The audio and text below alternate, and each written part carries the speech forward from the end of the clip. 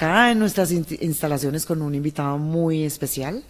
Es el precandidato a la presidencia de la República, Carlos Caicedo. Fue alcalde de Santa Marta, ha sido profesor universitario toda la vida, se va ahorita a consulta con Gustavo Petro y está aquí en nuestras instalaciones para decirnos toda la verdad sobre sus propuestas políticas. Bienvenido, doctor Carlos Caicedo. Gracias, Gilla. Muchas gracias por la invitación a Quiriqué y muchas gracias a todos ustedes por vernos y por seguirnos. Espero nos acompañen en la consulta del 11 de marzo y voten por el cambio, porque tenemos una historia de resultados que ahora queremos compartir con todo el país. Bueno, a mí me parece muy importante algo que usted seguramente no ha tenido en cuenta. Pero usted nació en Aracataca, Sí. la tierra de Gabo. Cuente cómo es vivir allá. O sea, digo, ¿qué le cambia a uno en el espíritu viviendo en esa tierra? Bueno, yo nací en Aracataca, Gilla. Soy criado en Santa Marta. Mi madre es cataquera, pero tengo como una historia común con García Márquez, porque su familia es magdalenense y guajira, exactamente igual que mi familia. De manera que uno tiene ese influjo cultural de una sociedad donde lo oral y la tradición oral es muy fuerte, donde referir cuentos, relatos, historias, que para mucha gente pueden ser como descabelladas, pues para uno hace parte como de la cotidianidad. Gabo dijo alguna vez cuando le preguntaron qué era lo que más falta le hacía de Colombia, él contestó, la habladera. Y si uno se pone a pensar, eso es lo más atractivo que tiene Colombia. Conversamos de todo, nos contamos todo y mucho más en la costa. Ajá. Y mire, pues aquí estamos sentados hablando de 70 cosas al tiempo que nos parecen interesantísimas. ¿Eso lo aprende uno allá?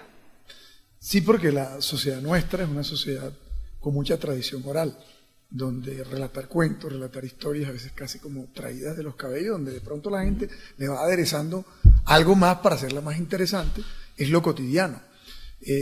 La sociedad guajira es muy oral y de suerte pues que casi todo se va transmitiendo a través de la palabra. De manera que uno cuando pregunta por alguien le cuenta no solo su estado de salud, sino sus últimas historias. Y el último cuento de Julanito de tal, ¿no? Sí. Bien, mi familia de parte de padre es guajira y de parte de madre es magdalenense. Ella nació en Aracataca, mi abuela también, aunque mi abuelo es palestino, ya murió. De manera que mi historia es como la síntesis en común del tronco familiar de García Márquez, que también tiene familia magdalenense y guajira, y de los relatos que él echaba. ¿No tiene ninguna familiaridad? O sea, no, primo, ¿no? Nada, pero fíjate que si hay un elemento, como punto de contacto era que la abuela de mi madre, que la crió en buena medida ella, era costurera y le hacía los vestidos a la madre de García Márquez. Okay. Y mi abuelo era palestino, de los turcos, en los que la calle de los turcos está relatado en 100 años de soledad, como le fue protagonista a él de esa historia que aparece relatada allí. De manera que, claro, trasladarnos luego a Santa Marta, pues ella me llevó muy pequeño, pues, condujo a que yo pues, me sienta samario, ¿no? Por supuesto, más samario que cualquier otra cosa, porque toda mi, digamos, infancia y adolescencia transcurrió en Santa Marta, pero evidentemente soy criado por una cataquera, por una abuela cataquera, nací allí, y por la familia guajira, que al final todo eso es como la síntesis de esta historia real pero mágica, que es la que de una u otra manera García Márquez llevó a la literatura, ¿no? Okay. Bueno, fue... Por eso el libro que a mí más me ha ¿Cuál? marcado realmente ha sido 100 años de soledad, y lo he leído varias veces. Sí, porque al principio, como cualquier otro libro, ¿no? Bueno, realmente a mí me gustaba mucho la literatura de ficción, por eso me gustaba la literatura de Julio Verne. Ajá. Pero cuando descubrí García Márquez, entre otras por sugerencia de mi papá, me dijo... ¿Pero cuántos años tenían? Bueno, claro, porque mi si uno es de papá, Aracataca, lee desde el primer año. recuerda que mi papá, bueno, mi papá es maestro y él vivía acá en Bogotá, siendo guajiro, entonces yo estuve una temporada con él acá. Y claro, tenía una amplia biblioteca y me descubrió a la literatura, digámoslo así. Pero en ese caso me dijo, léete este libro de tu paisano. Y siempre me hablaba de tu paisano. Entonces yo empecé a leerlo, y además porque él tenía una colección muy amplia, mi papá, de la revista Alternativa. Y García Márquez pues era un codirector de la revista y cofundador de la revista Alternativa.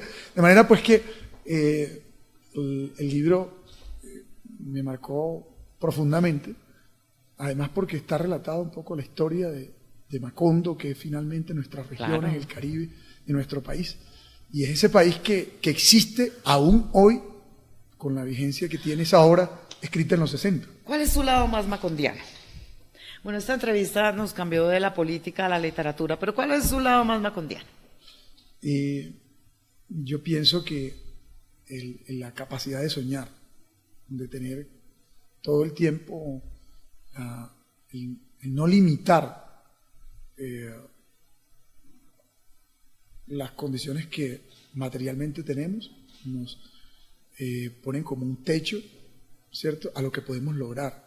Entonces, soñar en cantidades, eso ha sido, como, que es parte como de este Macondo nuestro, ¿no? Tener sueños, como de descubrir el mundo desde esta localidad que tenemos e intentar... ¿Qué se sueña? ¿Qué se sueña? Mira, yo desde pequeño, yo te quiero decir que, pues, mi madre trabajó en casas de familia. Yo tuve la oportunidad de vivir con ella en esas casas de familia. A veces veía el contraste que significaba la vida de un niño de clase media y yo, que era el hijo de una muchacha del servicio. Vivía en casas de madera y en barrios de invasión.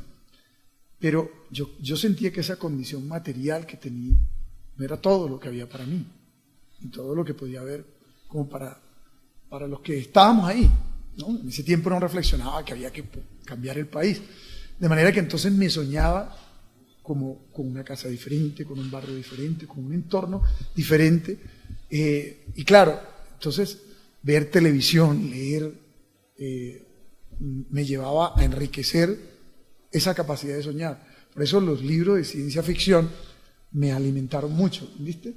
De manera que me despojaba de la limitación material, casi me trasladaba a otros escenarios, a otro tiempo. Y esto me generó mucha capacidad creativa, pienso yo, y esto es importante. Entonces, ¿qué me soñé? Yo me soñé con otra vida, me soñé con estudiar, con viajar, ¿no? Con poder hablarle a otros y motivarlos. Y bueno, y finalmente terminé de profesor, y luego terminé ante grandes tribunas, y me he soñado un país donde podamos vivir feliz, la verdad. ¿Cómo es? La búsqueda de la felicidad yo creo que debe ser el fin último del ser humano. O sea, una persona debe finalmente, al término de su vida, sentir que ha vivido plenamente y que ha sido feliz, ¿no? De manera que los modelos económicos o políticos lo que tienen que estar es al servicio de la felicidad del hombre y la mujer. Bueno, disculpa. ¿Usted está feliz? Sí. ¿Y por qué está conmovido? Porque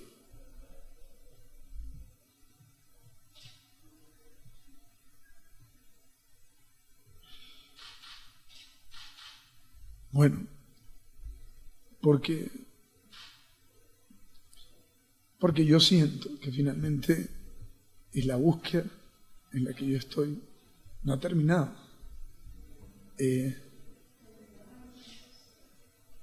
Y nuestra lucha es para que las mayorías tengan oportunidades.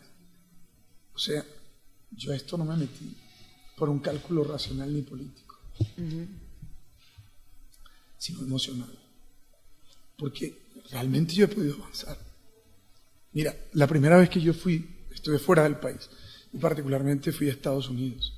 Estuve hasta en Nueva York, parado ahí en Times Square, que lo veía en televisión todo el tiempo, en películas, ¿no? Y yo decía, ¿cómo es posible que el hijo de Dora que trabaja en casas de familia, que vivía en un barrio de invasión, puede estar acá. Yo fui a hacer hasta un curso a Harvard. ¿Estuvo en Harvard? Sí, y estudié aquí en una universidad donde estudia la élite. Hice una maestría aquí en los Andes. Pero vengo de la pobreza más profunda, ¿sí? De lo popular, de la región, ¿sí? De lo que ha sido por muchos considerado como marginal, como que tiene un destino y una suerte y de ahí no ha de salir. Porque he visto muchos, como yo, tal vez más inteligentes que yo, que lamentablemente no pudieron avanzar, se quedaron en el camino.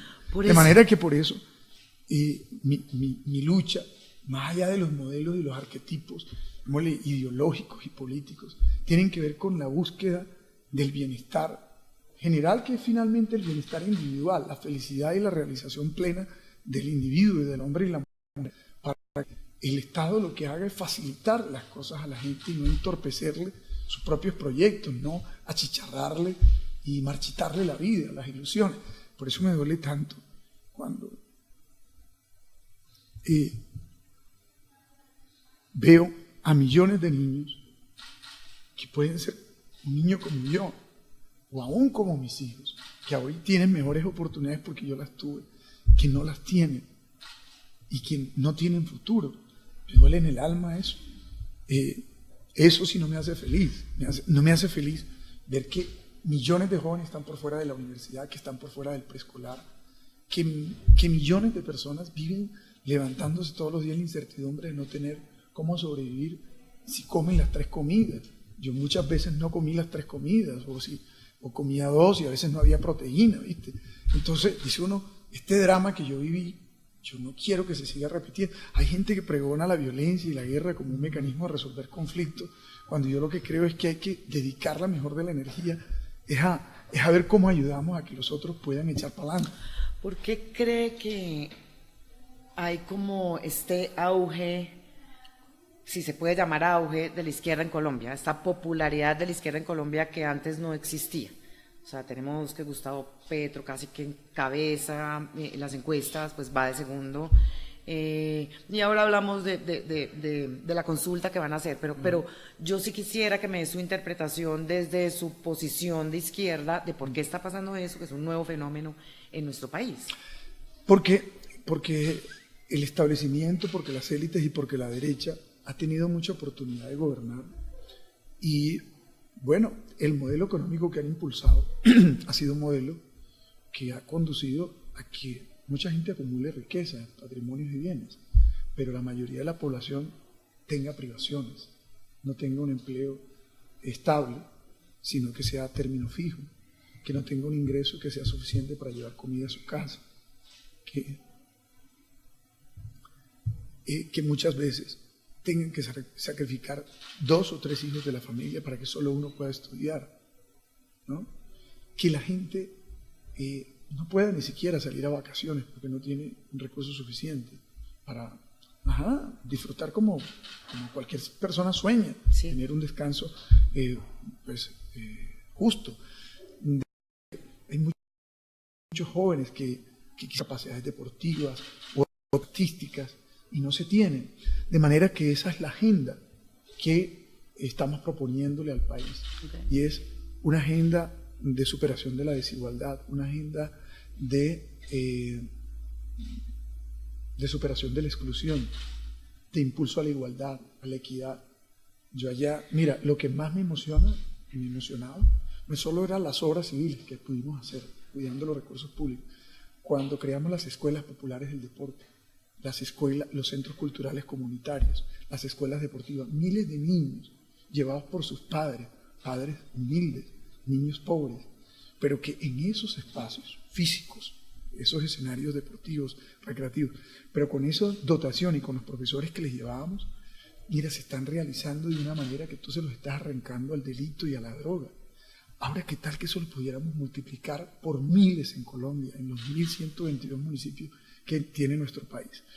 De esa manera estaríamos reduciendo el riesgo de la delincuencia, el riesgo de la inseguridad y dándole precisamente oportunidades para que ellos en esa etapa de su vida sean felices.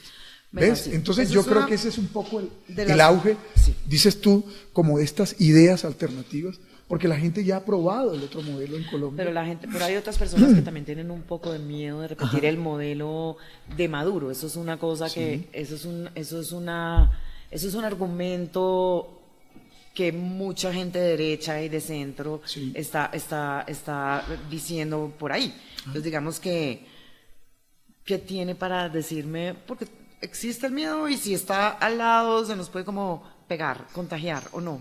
Pero mira, tienes razón. Evidentemente ha habido un ensayo con muchas equivocaciones.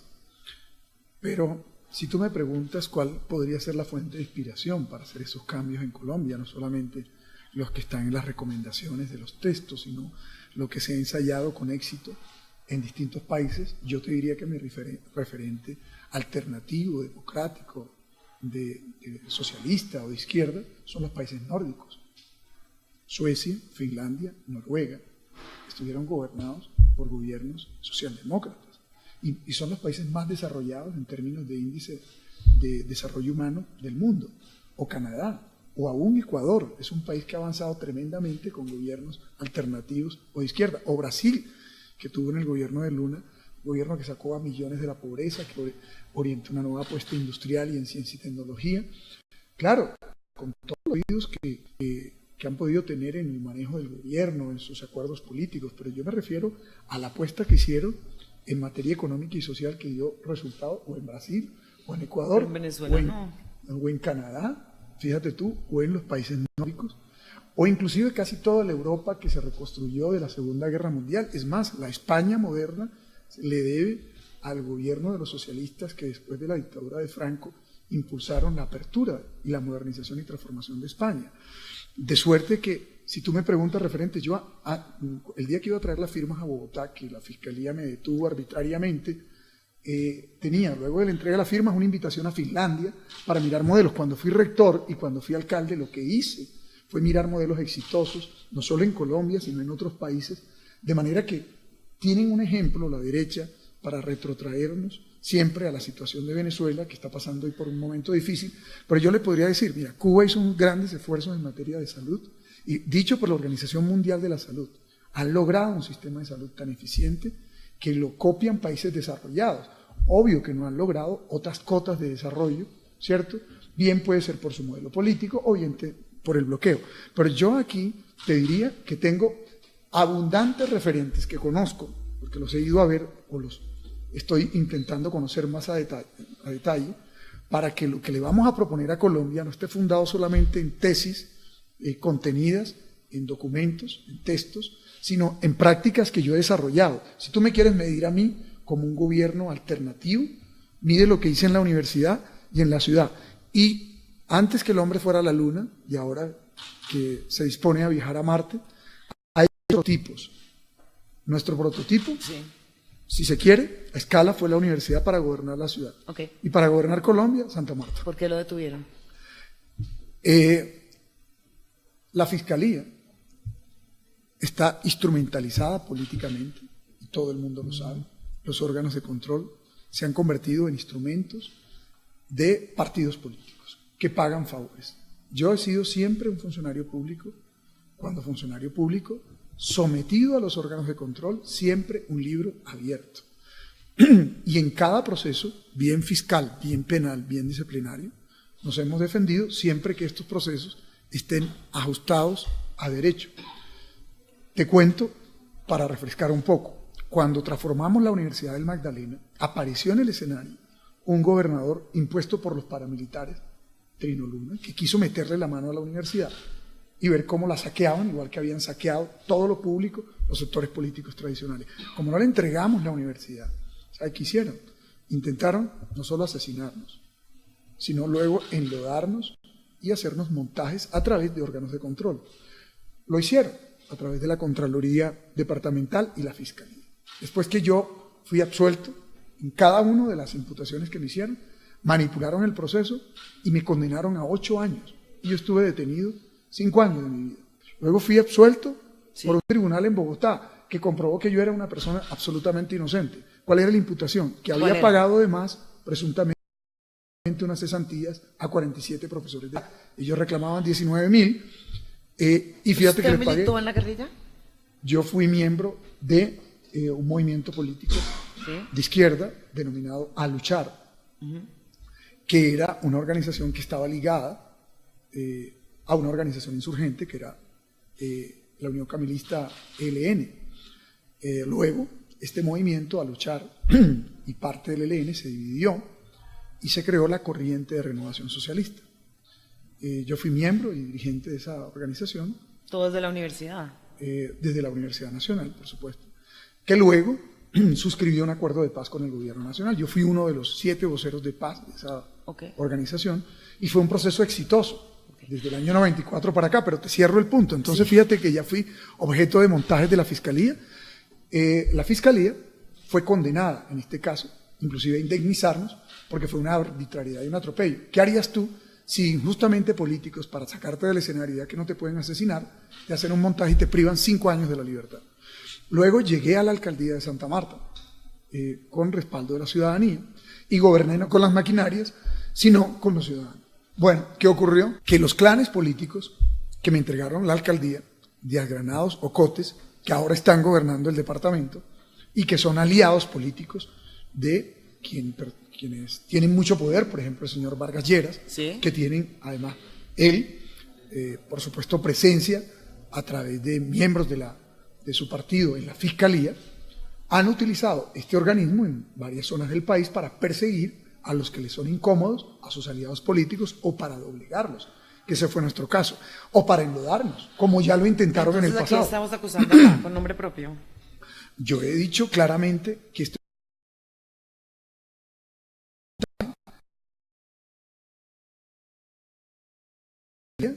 canal tiene el fiscal general un nexo político con el doctor Vargas Lleras, y todo el mundo sabe que Vargas Lleras es aliado del clan Cotes en el departamento del Magdalena, y yo soy el que los ha enfrentado a ellos en el Magdalena y en la ciudad de Santa Marta. Están unidos Cotes y Díaz Granados, y a nivel regional, pues ese sector político está representado por la Casa Charo. Nosotros tenemos un liderazgo no solo en Santa Marta y en el Magdalena, sino en la región Caribe, de manera que somos un actor político local, departamental y regional que enfrenta esa estructura política de cambio radical. Luego, sacarnos del escenario puede ser que a Vargas Lleras no le incomodemos en lo nacional hoy día, pero sí en lo regional a sus aliados. Y este fue un montaje en el que cada día se va descubriendo cómo lo manipularon y lo instrumentalizaron. Lo hicieron precisamente el día que yo iba a traer 2 millones de firmas. A la postre resulté el segundo con firmas eso en le iba a Colombia. preguntar, ¿de dónde sacó tanta firma buena? Porque todos los demás les resultaron malas las firmas. Bueno, del trabajo serio y responsable que hemos hecho en Colombia y en la región Caribe, ¿no? De estar produciendo resultados, logrando los Juegos Bolivarianos, y de la nada, casi de un sueño, llevarlos a cabo para que se hicieran los mejores Juegos Bolivarianos de la historia, de todos los juegos que nacieron en 1938, haciendo hermosos parques, construyendo bibliotecas, centros de salud, colegios, recuperando el mercado público, la seguridad, las finanzas. ¿Y por qué a los demás les salieron tantas firmas malas? Bueno, a nosotros... Sí, de pronto también hicieron como... No, mira, yo creo que a todos tienen un alto porcentaje de firmas, igual que nosotros, pero recogieron mucho menos firmas.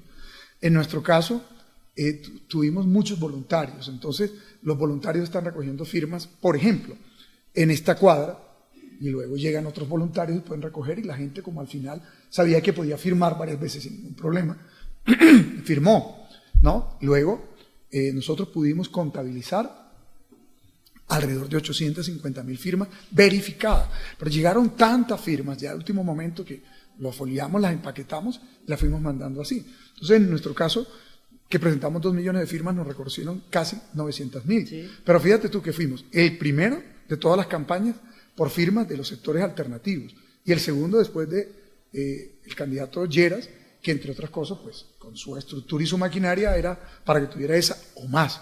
De manera pues que nosotros estamos satisfechos, porque eso demuestra que hemos tenido un equipo de trabajo que ahora empieza a descubrir Bogotá y Colombia, pero que existe en las regiones. ¿Y por qué se va a ir a consulta con Petro tan poderoso en términos de encuestas? O sea, ¿no es como una especie de suicidio?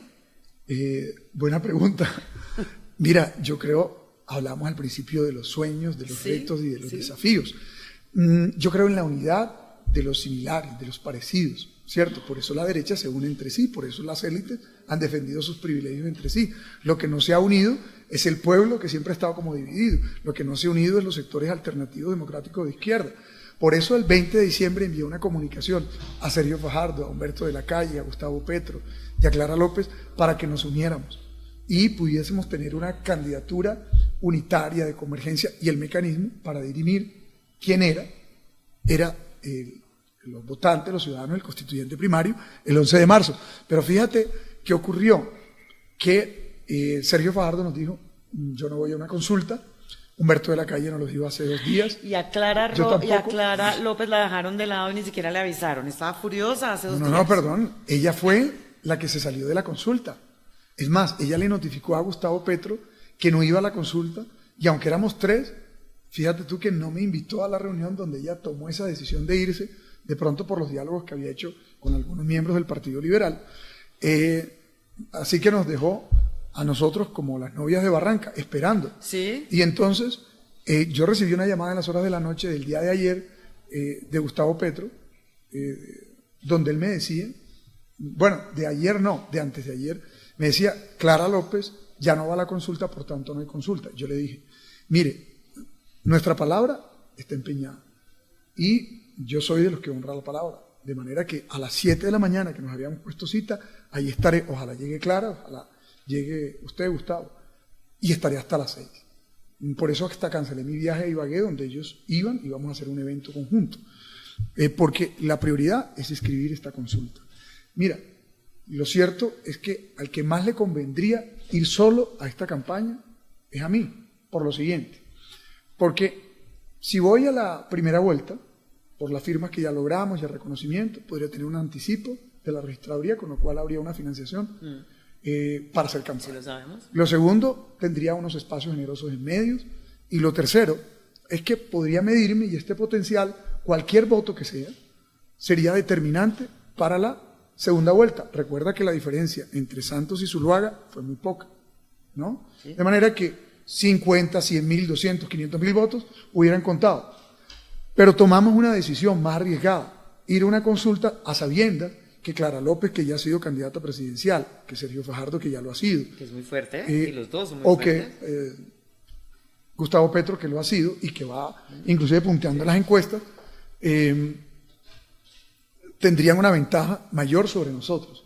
Sin embargo, mi disposición fue el de la unidad, y si no lo logramos con todos, pues con los que se pudiera, porque no solo estamos los dos, están también, mira, la Unión Patriótica, Maíz, la ASI, ¿qué pasa con la izquierda? Es decir, están otra serie de sectores que nos están acompañando, Fuerza Ciudadana, es decir, que Marcha Patriótica, además de que somos 2 candidatos, hay más movimientos, de manera que no podíamos nosotros dejarlos colgados de la brocha a ellos y decirles, hombre, la unidad simplemente es un discurso, pero esto no se conjuga con hechos, y se conjuga con la palabra, y por eso fue que a mí me pareció, pues, respeto la posición de la doctora Clara López, que se haya salido de esta coalición, sin, entre otras cosas, compartir sus razones conmigo en una reunión, porque lo mínimo y lo que es procedente es que cuando 3 se juntan, si 3 nos vamos a desunir o a dividir, pues yo creo que hay que dar las razones.